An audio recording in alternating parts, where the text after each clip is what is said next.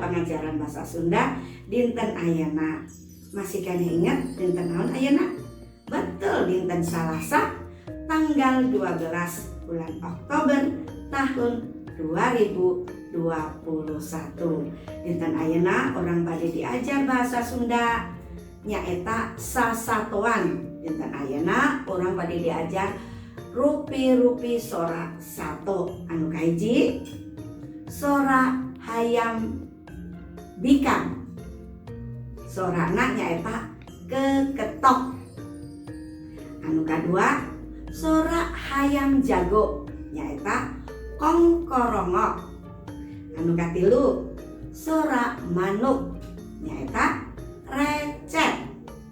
Anu kaopat sora embe nyaeta ngaberele.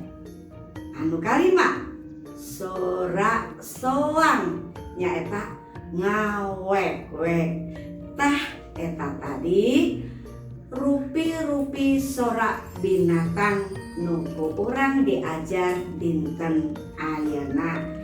Wilujeng diajar ulah hilap dihafalkeun di buminya sina naon? Sina hafal, sina barudak terang sadayana. Hatur nuhun patepang deui saling Ibu Susi dina Pangajaran Basa Sunda Minggu Payu.